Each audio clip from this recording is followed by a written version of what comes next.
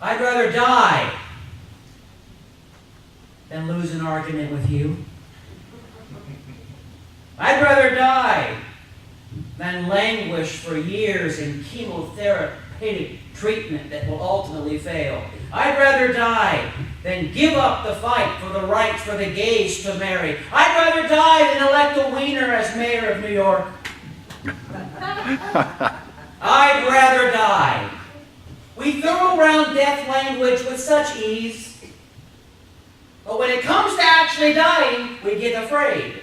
We get scared, don't we? I'd rather die, as if it's something trite and easy and simple, when physical death is a blessing. Understanding the resilience of the human spirit, there is a time and a place to let the body go. There is a time to withstand and gain through suffering what we cannot control. Now, many of us try very, very diligently to control body death. We engage in medical therapies and pharmaceutical advances and procedures. Many of us even try holistic, even mystic approaches to staying here. I once took care of a man who was 32 years old. I went to see him, and I'm ushered into his room, and there he sits with a green salad dressing type material all over his head, wrapped in foil. And I said, "What are you doing? Trying to contact the other world?" And he very secretly and very sternly looked at me and said, "No, this is my cure for brain cancer." And he unwrapped it, and he showed me this delicious-looking guacamole-like green paste. And he told me all the ingredients that were in it, and he was absolutely convinced that this would pull the cancer out of his brain material and that he would live. Stink did not begin to describe that experience. 3 times a day he did it. For 2.5 weeks, even as his head began to fall and fall, because he was dying. He knew it, but he was attempting to control it. Finally, he came to the place where I walked in, there was no salad on his head. And I said, "What? No lunch today?" We had that kind of relationship. He said, "No, I've given up." I said, "Given up or resigned yourself to the fact that you cannot control body death?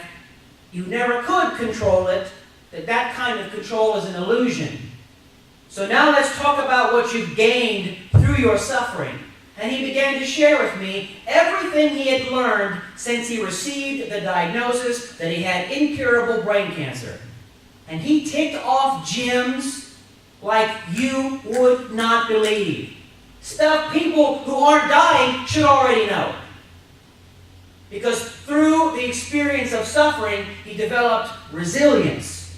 He developed strength and coping capacities that most people ignore that they already have or do not try and find for themselves. He died peacefully just a little while later. Medical treatments, vitamins, supplements. Raise your hands if you use vitamins. Put your hands on. You're useless waste of time. How many of you buy the ones that Walmart sells? I hear they're even less potent than the stuff that costs more money. You got to buy the right vitamins if you expect to stay here. I have friends that have paid thousands of dollars. They have installment payments that they make each month on cryonics. They tend to be frozen when their body dies and later thawed and cured so that immortality will be theirs. I wonder if in 100 years shopping will still be a pleasure at Publix. They intend to find out. They intend to find out. We suffer because we know that suffering produces perseverance. Perseverance produces character. And character produces hope. And hope does not disappoint us because God has poured out His love into our hearts by the Holy Spirit whom He has given us. Interesting, in a Unitarian church, we are singing Abide With Me. That is inherently Christian. I love how the words are left out in certain places. Thou. Thou is God. That is an inherently Christian song. I grew up with that in my cradle. Abide with me. I love how Unitarians can do whatever they want. That's why I speak here. Because, see, we can't do that in Baptist pulpits or Presbyterian pulpits. They determine how life is to be experienced. And you have no choice but to follow their plan or you're out. Well, Unitarians lets anybody in. Just look around. Now, if we were to apply this concept, and I like to apply it to the millennial generation. The millennial generation is the new term that has been given to anybody loosely born between the early 1980s and the early 2000s. They're called the millennials because they're lost. They're a lost generation. And they'll often come and seek my counsel because they're suffering.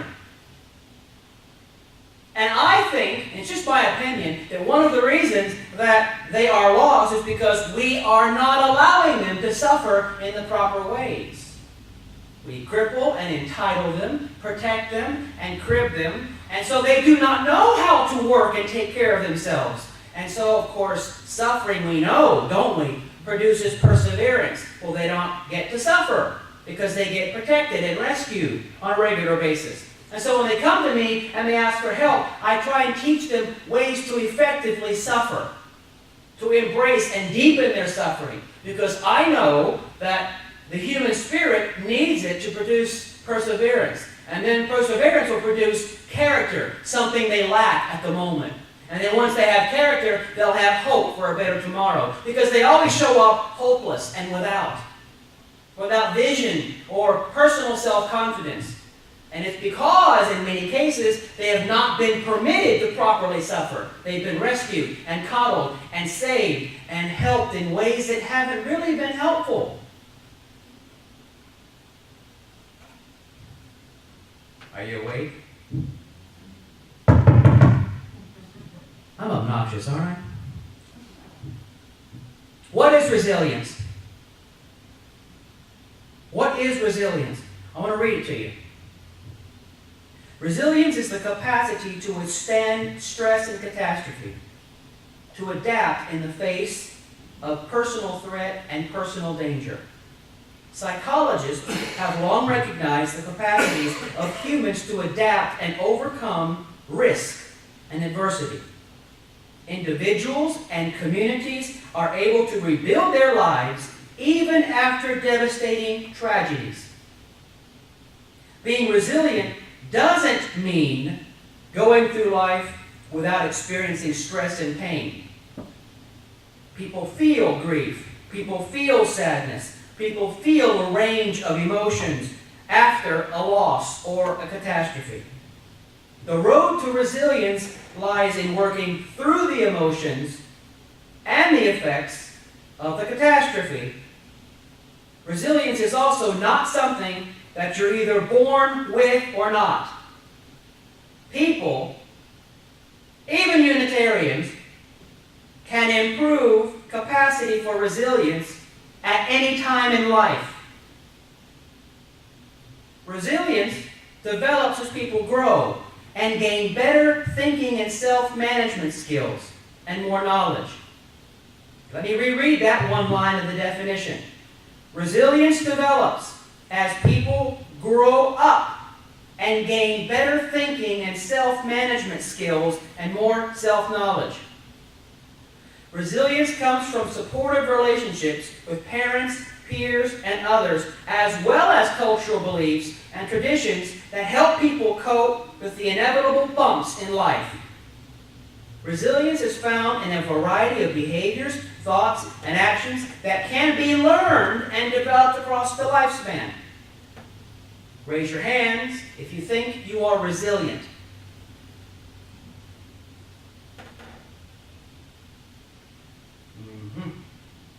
You know that when I ask you to raise your hands, I don't really care if you raise them. because I'm going to go on anyway. But I'm always interested in watching a person's capacity to be self-confident. And I like to measure certain people's ability to be affrontive. Every one of you in the room is resilient, or you wouldn't be alive at this point. Now, some of you might question whether or not you're actually alive.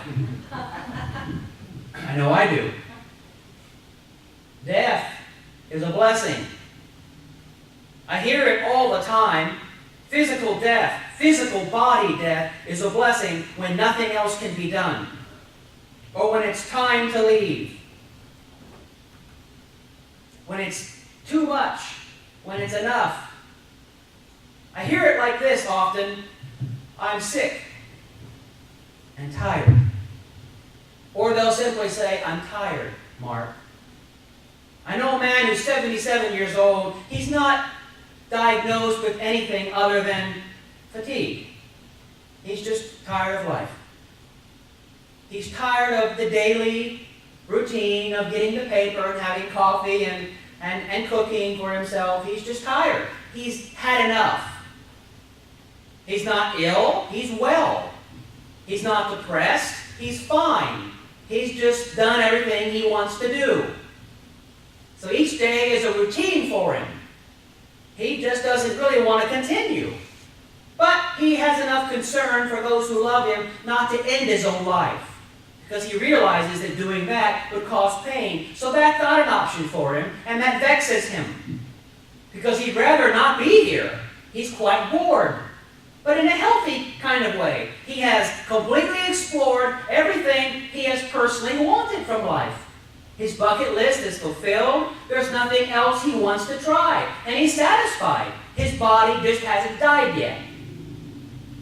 Every day he honestly and earnestly asks God, or whatever is up there, to let him die in his sleep. Or any other way. He doesn't even care how he dies. So he comes in and he sees me every week to explore ways that he can die. I love it. I absolutely love the time we spend together, because he is resilient. He's full of wisdom on how to make it and how to cope and how to have hope, because he's not afraid of physical death. It's going to bless him. He doesn't even care if there's no heaven. He doesn't even care if there's nothing. In fact, if there's blackness and zero, he'd love that. He said, as long as it all stops, and I haven't got to think to myself, oh, damn, I should have done more. I could have gone to heaven. As long as the consciousness dies and it's really over, I'm finished. I'm done. He welcomes it. He looks forward to it. And each time he leaves my session, he's a little disheartened because I've offered him no new way to die. His greatest hope and his greatest joy, and perhaps mine as well, is the day he does not show up for his session. That might in fact mean that death has come. But given the statistics and how well he's preserved his body, I doubt it. He's taken too damn good a care of himself. So I recommend that he live more carelessly. Part of my treatment plan for him is stop wearing seatbelts, stop taking vitamins, start drinking on a more regular basis. I have all kinds of prescriptions. And the topper, the way that'll really get him to go quicker, I say immediately start smoking 2 packs of cigarettes a day. And you will be on your way. He's taken none of my advice thus far. I like to spend the rest of my time telling you, here's some factors that can contribute to your own resilience.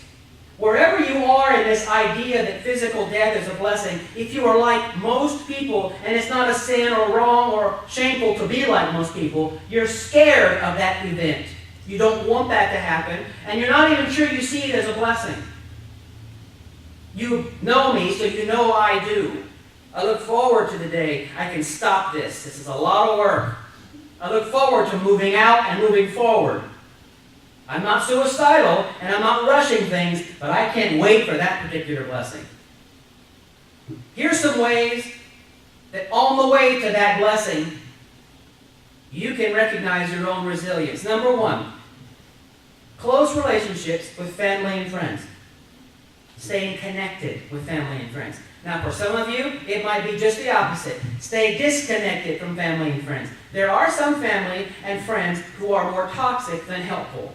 And if that's the case, don't try and reunite. A positive view of yourself and confidence in your own strengths and abilities. That's a way to stay resilient. A positive view of yourself and recognize your strengths and your abilities. I meet people every day who come in and point out what they're doing wrong. It's my job to then point out what they're doing right, what's working, where their strengths are. Notice what's right in your life, what's working, not what isn't working. The capacity to manage strong feelings and impulses. All of us should be learning how to manage our impulses and our strong feelings. Impulse control is what it's called. How many of us are good at impulse control? You son of a... That's not good impulse control. But we see that every day. Impulse control is the capacity for us to manage our emotions that show up out of nowhere and force us to behave. A way to be resilient and to cope is to find ways to proactively anticipate our own reactions and control our impulses and to control how we feel about things. Good problem-solving skills and excellent communication skills. Have you noticed most humans do not know how to communicate well? And today, our millennials rely on communication outside of their brain's capacity. Devices they hold in their hands. They have farmed that out. Everything's now outsourced. The brain is no longer necessary for communication skills. So when they have to do this, they can't do this. They don't know how to do this. Good communication skills is important. Another way to feel resilient is to feel like you're in control. That's how it's written here, feeling like you're in control. You ever meet somebody who says, I feel like I'm in control of my life? What you don't want to say to them is, control is an illusion. But it is. We are in control of very little. Hurricanes are offshore, no control whether it's coming to our house or not. We can prepare. We can anticipate, we can have a plan, but we're not in control. Look for help when you need it. Use your resources. See yourself as resilient instead of a victim. This is a key one for me. Instead of seeing yourself as someone who's always on the other end of the stick, see yourself as confident, competent, courageous, and in control. Self-perception is a key. Cope with stress in healthy ways instead of harmful ways, unless, of course, you're like my friend that I have instructed to drink and smoke himself to death. Help other people, a great way to be altruistic and also to develop your own resilience and your own sense of blessing prior to the event of death. Help other people. It takes your mind off of yourself. A true altruistic act, if that's possible. And my final one is to find positive meaning in your life despite your difficulties. We all know people, don't we, that have poor me syndrome. They wake up upset. Got you, didn't I? They wake up mad. They wake up looking for ways to be insulted. Spend their whole day looking for ways to have their feelings hurt. They call them eggshellers, people that you have to walk on eggshells around. You never know how they're going to be, but you can bet your bottom dollar they're looking for a way to be insulted or hurt. Oh! And it reinforces their pain. It reinforces their persona. That's who they are. You can change that. And you can be and think and feel differently. My final word to you is a quote from one of my favorite writers, the great late Dag Hammarskjöld, former UN ambassador. He says, life yields only to the conqueror. Never accept what can be gained by giving in. You will be living off stolen goods, and your muscles will atrophy. Back to you, Liz.